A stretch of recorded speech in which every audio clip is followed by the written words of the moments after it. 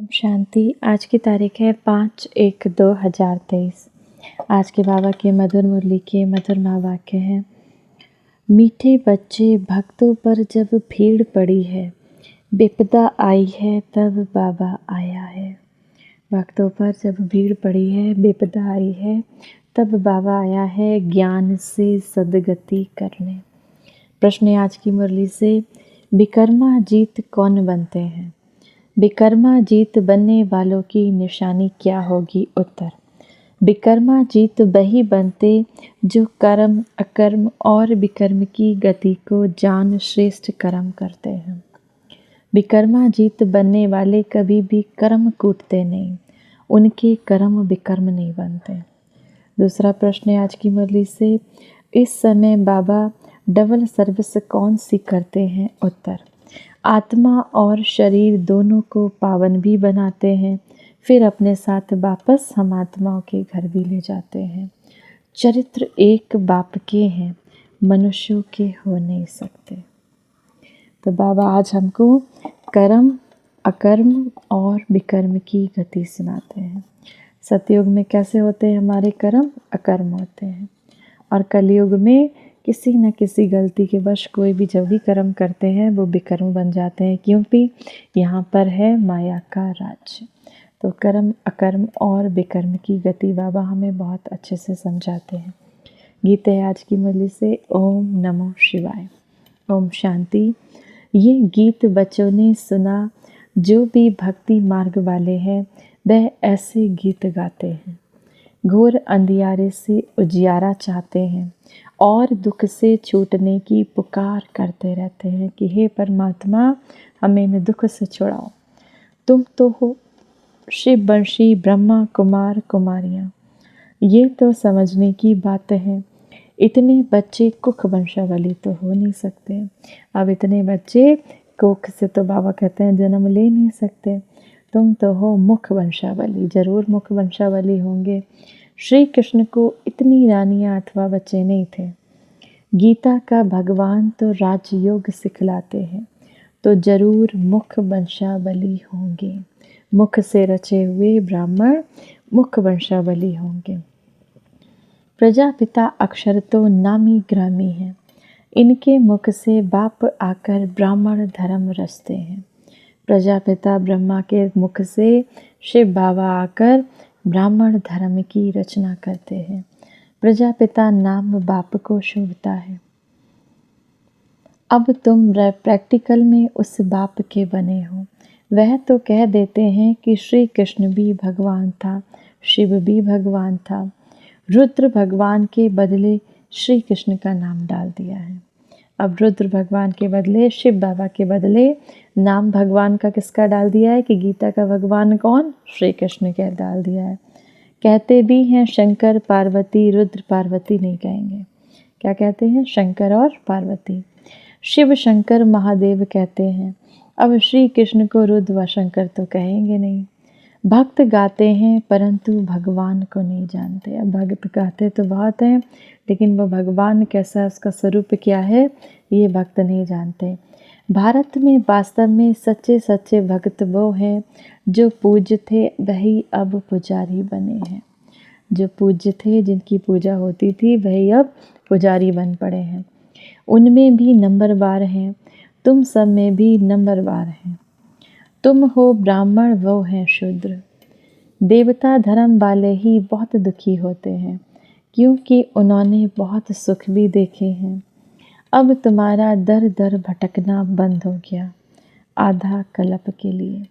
बाबा ने कहा अब तुम्हारा दर दर भटकना, कभी यहाँ गए, कभी इस तीर्थ गए, कभी उस तीर्थ गए, तो वो बाबा ने बंद कर दिया, क्योंकि अब तुम ज्ञान के मार्ग पर हो, तुम्हें सारा ज्ञान प्राप्त हो गया।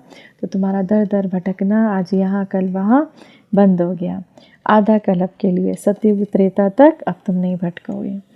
ये राज भी तुम ब्राह्मण ही जानते हो, सो भी नंबरवार। अब ये भी तुम जानते हो, ये इतने गिव्य राज्य हैं, तो बाबा कहते हैं इसको भी तुम जानते हो कि कैसे आधा कल्प हम भटकेंगे नहीं। तो जब सतयुग त्रेता में बाबा हमको जो राज्य दे रहे हैं, जो वर्षा दे रहे हैं, तो उसमें भक्ति करने की कोई दरकार ही नहीं। तो बाबा कहते हैं ये भी तुम समझते हो सो भी नंबरवार। जिन्होंने कल्प पहले जितना पुरुषार्थ किया था उतना ही अब करते हैं। ऐसा नहीं जो ड्रामा में होगा फिर भी पुरुषार्थ का नाम आता है। ड्रामा को बच्चों से पुरुषार्थ कराना ही है। जैसा पुरुषार्थ वैसा पद मिलेगा। हम जानते हैं कल्प पहले भी ऐसा पुरुषार्थ किया था, ऐसे ही सितम हुए थे, यज्ञ में विघ्न भी बहुत पड़े थे। तुम बच्चे जानते हो बाबा फिर से आया हुआ है, शिव बाबा आया हुआ है, फिर से हमको ये पुरुषार्थ करा रहे हैं। कल्प पहले भी इसी समय आया था जबकि अंग्रेजों का राज्य था, जिन्हों से कांग्रेस ने राज लिया, फिर पाकिस्तान हुआ। ये कल्प पहले भी हुआ था। गीता में ये सब बातें हैं नहीं, आखिरी में समझ जाएंगे कि बरोबर अभी वही समय है। लास्ट में समझेंगे कि बरोबर अभी वही समय चल रहा है। कोई समझते हैं कि ईश्वर आ गया है। जब महाभारी लड़ाई लगी थी तो भगवान आया था, कहते ठीक है सिर्फ नाम बदल दिया। अब उन्होंने नाम बदल दिया कि गीता में कहते हैं जब बहुत भारी लड़ाई लगी थी तब भगवान ने आकर गीता का उपदेश दिया। तो बाबा कहते हैं बात तो वो सही कहते हैं, लेकिन उन्होंने नाम भगवान शिव की जगह किसका डाल दिया? कृष्ण का डाल दिया। अब रुद्र नाम लेवें तो भी समझें कि ठीक है। रुद्र ने ज्ञान यज्ञ रचा जिससे दुनिया की विपदा टली थी। ये भी धीरे धीरे तुम्हारे द्वारा पता लग जाएगा। इसमें अभी समय पड़ा है, नहीं तो यहाँ ऐसी भीड़ मच जाए जो तुम पढ़ भी ना सको। बाबा कहते हैं ये बात भी दुनिया वालों को धीरे धीरे पता चल जाएगी कि परमात्मा शिव आए और इस धरा पर फिर से इस दुनिया को पतित से पावन बनाए, स्वर्ग की रचना कर रहे हैं। तो बाबा कहते हैं ये बात अभी धीरे धीरे लोगों तक पहुंचेगी, क्योंकि अगर अभी पता चल जाएगी तो इतनी भीड़ मच जाए जो तुम पढ़ाई भी ना कर सको। यहाँ भीड़ का कायदा नहीं, गुप्त वेश में काम चलता रहेगा। अब कोई बड़ा आदमी या आए तो कहेंगे इनका माथा खराब है। ये तो बाप तुम बच्चों को पढ़ा रहे हैं। देवता धर्म तो भगवान आकर रचेगा ना। वह अब आया है नई दुनिया रचने, भक्तों की भीड़ उतारने। विनाश के बाद तो कोई दुख होगा नहीं। वहाँ सतयुग में भक्त होते नहीं, ना कोई ऐसे कर्म करेंगे जो दुखी हो। अब सतयुग में तो ऐसा कोई कर्म करेंगे नहीं जो दुखी होकर याद करेंगे देवताओं के आगे पूजा अर्चना करेंगे, तो वहाँ तो कोई दुख का नाम निशान नहीं होता, ना ही वो ऐसे कोई कर्म करते हैं, क्योंकि आत्माएं 16 कला संपूर्ण है। सतयुग में अथाह सुख है। बाप दादा चले आते हैं तो बच्चे उदास होते हैं। बम्बई से रमेश भाई जी का फ़ोन आया बाबा के पास कि बाबा जब आप चले जाते हैं तो बच्चे उदास होते हैं। तो ब्रह्मा बाबा मुरली के लिए बम्बई में भी बहुत समय रहे और वहाँ पे बाबा की ज्ञान मुरली चलती थी, ज्ञान मुरली चलती थी। तो बहुत सारे बच्चे उस मुरली को सम्मुख बैठ के सुनते थे। तो रमेश भाई जी ने बाबा को बताया, ब्रह्मा बाबा को बताया कि बाबा जब आप चले जाते हो तो बच्चे बहुत उदास हो जाते हैं। जैसे स्त्री का पति विलायत चला जाता है तो याद में रो पड़ती है, वह है जिस्मानी संबंध। यहाँ बाबा के साथ रूहानी संबंध है। बाबा से बिछड़ते हैं तो प्रेम के आंसू आ जाते हैं। तो जो सर्विसेबल बच्चे हैं बाबा को उनका बहुत कदर है। सपूत बच्चों को फिर बाप का कदर रहता है। जो सपूत बच्चे होते हैं उन्हें अपने पिता का कदर रहता है, पिता को अपने सपूत बच्चे जो सर्विस करने वाले हैं, अच्छे अच्छे बच्चे हैं, बाबा को उनकी बहुत कदर रहती है। शिव बाबा का तो बहुत ऊंचे से ऊंचा संबंध है, उनसे ऊंच संबंध तो कोई होता नहीं। शिव बाबा तो बच्चों को अपने से भी ऊंचा बनाते हैं। पावन तो तुम बनते हो, परंतु बाप समान एवर पावन नहीं हो सकते। हाँ, पावन देवता बनते हो, लेकिन प्योर हमेशा पावन रह नहीं सकते। बाबा तो ज्ञान का सागर है। हम कितना भी सुने तो भी ज्ञान के सागर नहीं बन सकते। शिव बाबा ज्ञान का सागर, आनंद का सागर है। बच्चों को आनंदमय बनाते हैं और तो सिर्फ नाम रखवाते हैं। दुनिया में तो आनंद नाम रख देते हैं, लेकिन बाबा तो बच्चों को आनंदमय बनाते हैं। इस समय दुनिया में भक्त माला बड़ी लंबी चौड़ी है। तुम्हारी है 16,108 की माला। भक्त तो करोड़ों हैं, यहाँ भक्ति की बात नहीं। ज्ञान से सद्गति होती है। अब तुमको भक्तों की भक्ति की जंजीर से छुड़ाया जाता है। बाबा अब तुम्हें इस भक्ति की जंजीर से छुड़ाते हैं। बाबा कहते हैं सब भक्तों पर जब भीड़ होती है तब मुझे आना पड़ता है सबकी गति सद्गति करने। स्वर्ग के देवताओं ने जरूर ऐसे कर्म किए तब इतना ऊंचा पद पाया। अब सोचो कि वो देवता कैसे बने, इतना अच्छा पद कैसे पाया। तो बाबा कहें जरूर उन्होंने अच्छे कर्म किए। अब हम हैं ही इस दुनिया में, इस सृष्टि पर कर्म भूमि में हैं, तो बगैर कर्म किए तो देवता भी नहीं रह सकते। तो देवताओं ने जरूर पूर्व जन्म में इतने अच्छे कर्म किए, तभी तो उन्होंने देवता पद पाया। कर्म तो मनुष्यों के चले आते हैं, परंतु वहाँ कर्म कूटते नहीं। यहाँ कर्म विकर्म बनते हैं, क्योंकि माया है। वहाँ माया होती नहीं। अब सतयुग में तो माया होती नहीं है, 5 विकार होते नहीं। तुम विकर्मा जीत बनते हो। जिन बच्चों को अभी कर्म अकर्म और विकर्म की गति समझाता हूँ, वही विकर्मा जीत बनेंगे। कल्प पहले भी तुम बच्चों को राजयोग सिखाया था, वही अब फिर से सिखला रहा हूँ। कांग्रेसियों ने अंग्रेजों को निकाल राजाओं से राजाई छीन ली और राजा नाम ही गुप्त कर दिया। 5000 साल पहले भारत राजस्थान था। लक्ष्मी नारायण का राज्य था, देवताओं का राज्य था, परिस्थान था, स्वर्ग था। 5000 साल पहले लक्ष्मी नारायण का राज्य था, देवताओं का राज्य था, भारत जैसे स्वर्ग था। जरूर उन्हों को भगवान ने राजयोग सिखाया होगा, तब उन्हों का नाम भगवती भगवान पड़ा है। परंतु अभी अपने में ज्ञान है तो हम भगवती भगवान नहीं कह सकते। नहीं तो यथा राजा रानी तथा प्रजा भी भगवती भगवान होने चाहिए, परंतु ऐसा हो नहीं सकता। लक्ष्मी नारायण का नाम भी प्रजा में कोई अपने ऊपर रख ना सके, इसका कोई ऑर्डर, बाबा कहते हैं कोई कानून नहीं है कि लक्ष्मी नारायण का नाम भी कोई अपना प्रजा में कोई रख सके।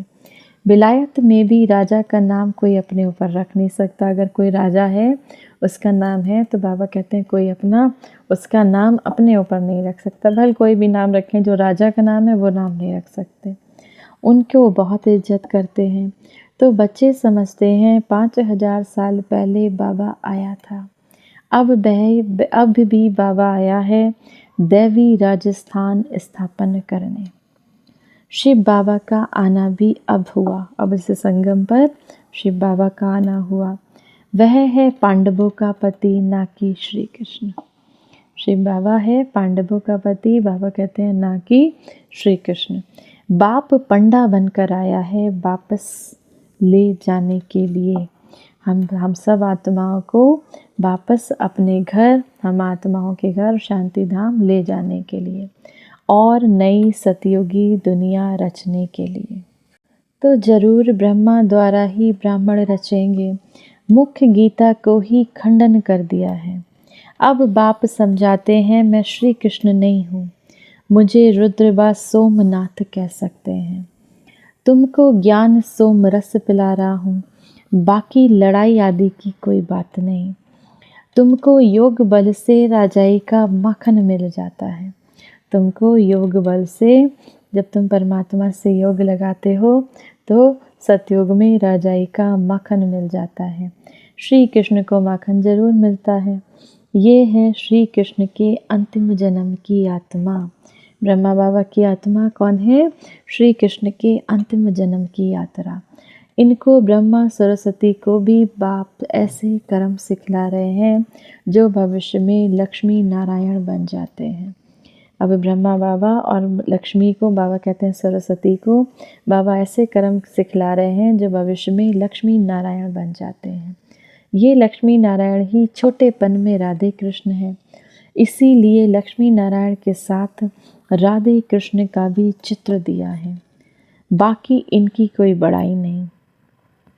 चरित्र है एक गीता के भगवान का। वह शिव बाबा बच्चों को भिन्न भिन्न साक्षात्कार कराते हैं। बाकी मनुष्यों के कोई चरित्र है नहीं। क्राइस्ट आदि ने भी आकर धर्म स्थापन किया, सो तो सभी का अपना पार्ट बजाना ही है। इसमें चरित्र की तो कोई बात नहीं, वह कोई गति तो दे ना सके। अब क्राइस्ट आदि भले ही क्राइस्ट आए, इस्लाम आए, जो भी धर्म स्थापन किया, तो बाबा कहते हैं वो कोई गति सदगति तो दे नहीं सकते। अब बेहद का बाप कहते हैं, मैं तुम बच्चों की डबल सर्विस करने आया हूँ, जिससे तुम्हारी आत्मा और शरीर दोनों पवित्र हो जाएंगे। मैं तुम बच्चों की डबल सर्विस करने आया हूँ, जिससे तुम्हारी आत्मा और शरीर दोनों पवित्र हो जाएंगे। सभी को वापस घर मुक्ति धाम ले जाता हूँ, फिर वहाँ से अपना अपना पार्ट बजाने आएंगे। कितनी अच्छी रीति बच्चों को समझाते हैं। इन लक्ष्मी नारायण के चित्र पर समझाना बहुत असहज है। अब किसी को लक्ष्मी नारायण का चित्र दिखाइए तो बाबा कहते हैं उस पर बहुत सहज है, क्योंकि कोई पूछेगा कि ये लक्ष्मी नारायण का चित्र कैसा है, ये कौन है, तो आप बताएं लक्ष्मी नारायण हैं।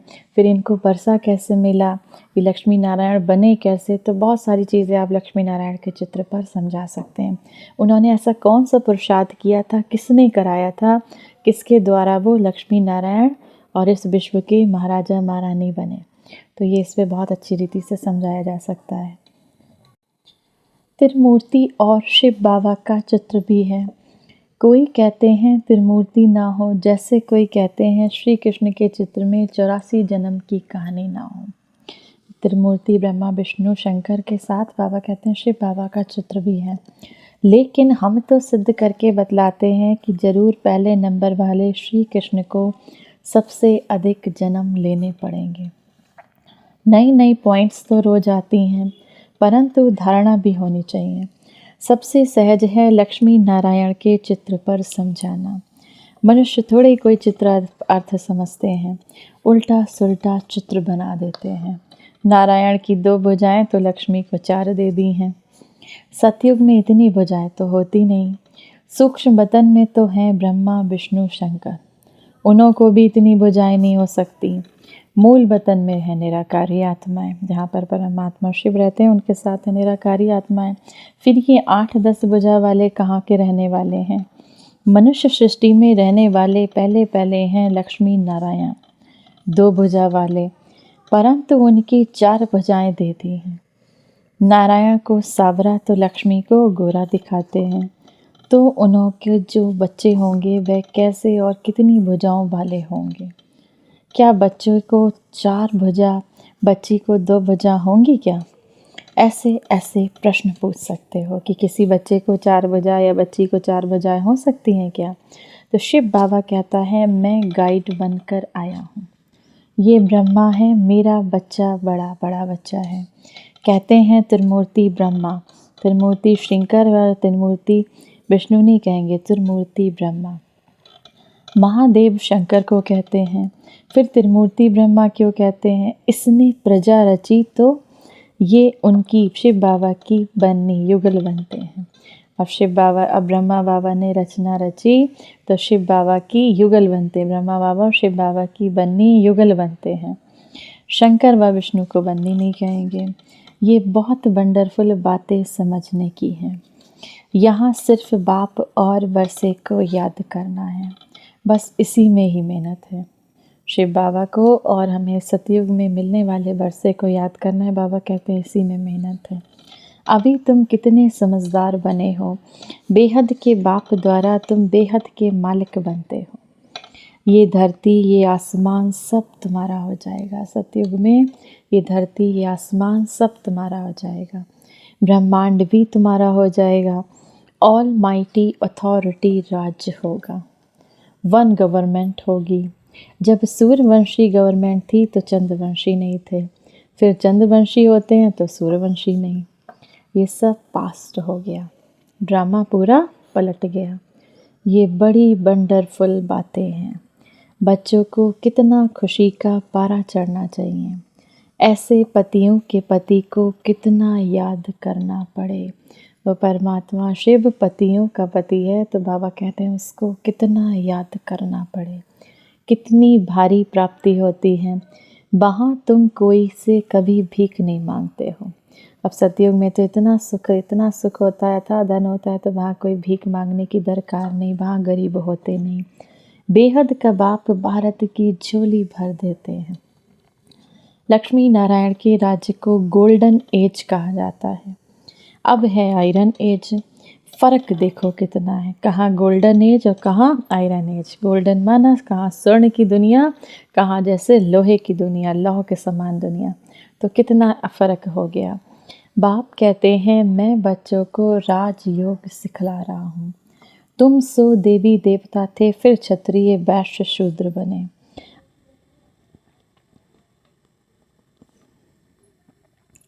अब फिर ब्राह्मणों से देवता बनेंगे, अब फिर ब्राह्मण सो देवता बनेंगे। इस 84 के चक्र को तुम याद करो। चित्रों पर समझाना बड़ा सहज है। जब देवी देवताओं का राज्य था तो कोई और राज्य नहीं था, एक ही राज्य था। बहुत थोड़े थे, वहाँ पर जनसंख्या थी ही सतयुग में 9 लाख। उसको कहा जाता है स्वर्ग, जहाँ पवित्रता भी बहुत थी, सुख शांति भी थी। अब यहाँ पर अगर एक स्टेट की भी जनसंख्या देखें तो 9 लाख कम से कम 1-1 करोड़ की, 1-1 करोड़, 2-2 करोड़ एक स्टेट की जनसंख्या है। और सतयुग में, पूरे सतयुग में जनसंख्या कितनी है? सिर्फ 9 लाख। तो बाबा कहते हैं वहाँ पवित्रता भी थी, सुख शांति भी थी। पुनर्जन्म लेते लेते नीचे आए। 84 जन्म भी इन्होंने लिए हैं, यही तमो प्रधान बन जाते हैं। फिर उन्हों को ही सतो प्रधान होना है। सतो प्रधान कैसे बने? जरूर सिखलाने वाला चाहिए। सिवाय बाप के और कोई सब ये राजयोग सिखला ना सके। ये सारा ज्ञान सिवाय परम पिता परमात्मा के कोई और सिखला ना सके। तुम जानते हो शिव बाबा इनके बहुत जन्मों के अंत में प्रवेश करते हैं। शिव बाबा ब्रह्मा बाबा के अंत के जन्म में इनमें प्रवेश करते हैं। तो कितना साफ करके समझाते हैं। अच्छा, मीठे मीठे सिकी लदे बच्चों प्रति माता पिता बाप दादा का याद प्यार और गुड मॉर्निंग। रूहानी बाप की रूहानी बच्चों को नमस्ते। हम सब रूहानी बच्चों के रूहानी माता पिता बाप दादा को याद प्यार, गुड मॉर्निंग और नमस्ते। धारणा के लिए मुख्य सार है, पहला, एक बाप से ही सर्व रूहानी संबंध रखने हैं। सर्विसेबल बच्चों का कदर रखना है। आप समान बनाने की सेवा करनी है। दूसरा, बेहद का बाप द्वारा हमें बेहद विश्व का राज्य भाग्य मिल रहा है। धरती आसमान सब हमारा अधिकार होगा। बेहद के बाबा द्वारा हमको विश्व का राज्य भाग्य मिल रहा है। सतयुग में इस धरती पर, आसमान पर, सब पर हमारा अधिकार होगा। इस नशे और खुशी में स्थित रहना है। बाप और वर्षे को याद करते रहना है। सबसे ज़्यादा मेहनत बाबा कहते हैं किसमें है? बाप और वर्षे को याद करने में। बच्चे घड़ी घड़ी बोल जाते हैं। वरदान है आज की मुरली से, बालक और मालिकपन के बैलेंस से पुरुषार्थ और सेवा में सदा सफलता मूर्त भव। सदा ये नशा रखो, बेहद बाप और बेहद वर्षे का बालक सो मालिक हूँ।